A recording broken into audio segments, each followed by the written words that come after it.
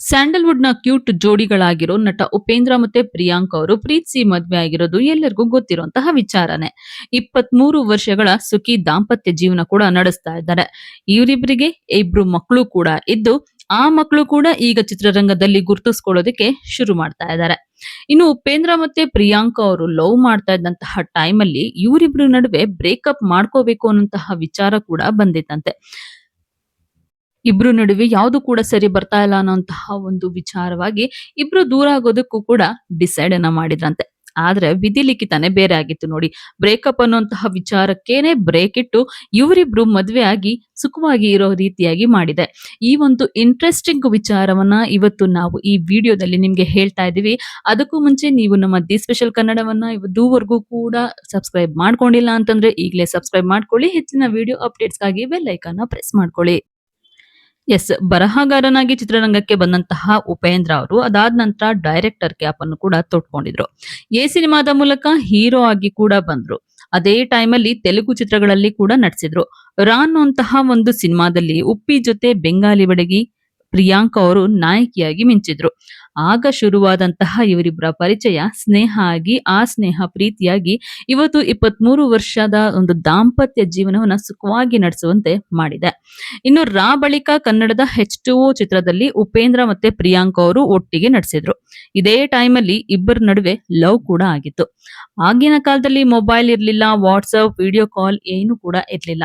So ಇಬ್ರು ಕೂಡ ತಮ್ಮ ತಮ್ಮ ಕೆಲಸಗಳಲ್ಲಿ ಬ್ಯುಸಿ ಆಗೋಗಿದ್ರು.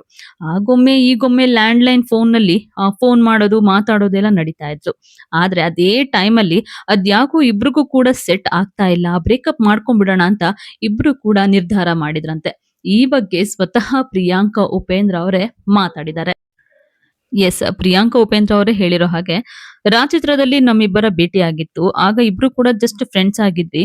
H2O ಸಿನಿಮಾದ ಟೈಮಲ್ಲಿ ಬಹಳನೇ ಕ್ಲೋಸ್ ಆಗಿದ್ವಿ ಅಂತ ಹೇಳ್ಕೊಂಡಿದ್ದಾರೆ. ಮೊಬೈಲ್ ಆಗಷ್ಟೇ ಶುರುವಾಗಿತ್ತು. ಸೋಷಿಯಲ್ ಮೀಡಿಯಾ ಇರ್ಲಿಲ್ಲ, ವಿಡಿಯೋ ಕಾಲ್ ಇರ್ಲಿಲ್ಲ.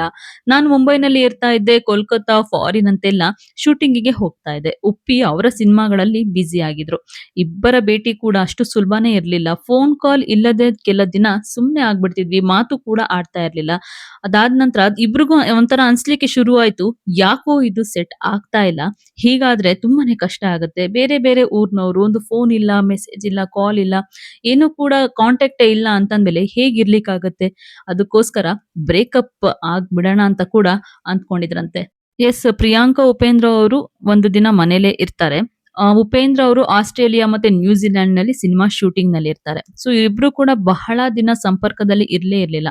ಒಂದು ದಿನ ಪ್ರಿಯಾಂಕಾ ಅವರು ತಮ್ಮ ಅಮ್ಮನ ಮನೆಯಲ್ಲಿದ್ದಂತಹ ಟೈಮಲ್ಲಿ ದಿಢೀರ್ ಅಂತ ಹೇಳಿ ಲ್ಯಾಂಡ್‌ಲೈನ್‌ಗೆ ಒಂದು ಫೋನ್ ಕಾಲ್ ಬರುತ್ತೆ.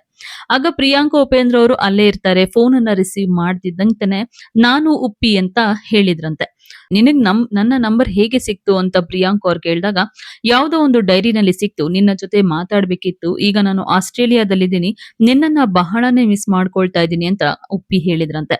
ಅದಾದ ನಂತರ ಮತ್ತೆ ಪ್ರಿಯಾಂಕಾ, ಉಪೇಂದ್ರ ಇವರಿಬ್ಬರ ಪ್ರೀತಿ ಮುಂದುವರೆದಿತ್ತು.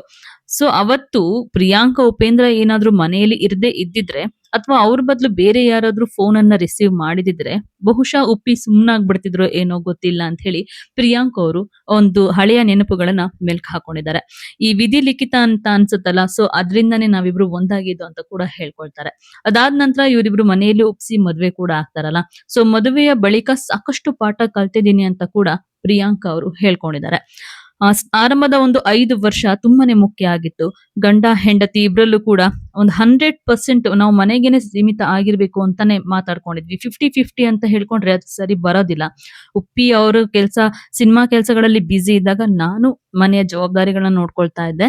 ಮಕ್ಕಳ ಜೊತೆ ಇರ್ತಾ ಇದ್ದೆ. ಅದಾದ ನಂತರ ನಾನೇನಾದ್ರೂ ಸಿನಿಮಾಗಳಿಗೆ ಹೋಗಿ ನಟಿಸೋದಕ್ಕೆ ಶುರು ಮಾಡಿದ್ರೆ ಅವರು ಕೂಡ ಮನೆಯಲ್ಲಿ ಇರ್ತಾ ಇದ್ರು. ಸೊ ಇದು ತಮ್ಮ ಸುಖಿ ದಾಂಪತ್ಯ ಜೀವನದ ಸೀಕ್ರೆಟ್ ಅಂತ ಹೇಳ್ಕೊಂಡಿದ್ದಾರೆ ಪ್ರಿಯಾಂಕಾ ಉಪೇಂದ್ರ ಅವರು. ಸೊ ಪ್ರೀತಿಸಿ ಯಾವುದೋ ಒಂದು ಕಾರಣಕ್ಕೆ ದೂರ ಆಗ್ಬೇಕು ಅಂತ ಅನ್ಕೊಂಡಿದಂತಹ ಈ ಜೋಡಿ ಇವತ್ತು ಸುಖಿ ದಾಂಪತ್ಯವನ್ನ ನಡೆಸ್ಕೊಳ್ತಾ ಮತ್ತೊಬ್ಬರಿಗೂ ಕೂಡ ಮಾದರಿಯಾಗಿದ್ದಾರೆ. ಪ್ರಿಯಾಂಕಾ ಉಪೇಂದ್ರ ಅವರ ಈ ಲವ್ ಸ್ಟೋರಿ ಬಗ್ಗೆ ನಿಮ್ಗೇನ್ ಅನಿಸ್ತು? ನೀವು ಕೂಡ ಕಮೆಂಟ್ ಅನ್ನ ಮಾಡಿ. ಹಾಗೆ ಈ ವಿಡಿಯೋ ನಿಮ್ಗೆ ಇಷ್ಟ ಆಗಿದ್ರೆ ಲೈಕ್ ಮಾಡಿ, ಶೇರ್ ಮಾಡಿ, ನಮ್ಮ ಚಾನೆಲ್‌ನ ಸಬ್ಸ್ಕ್ರೈಬ್ ಮಾಡ್ಕೊಳ್ಳೋದನ್ನ ಮರಿಬೇಡಿ.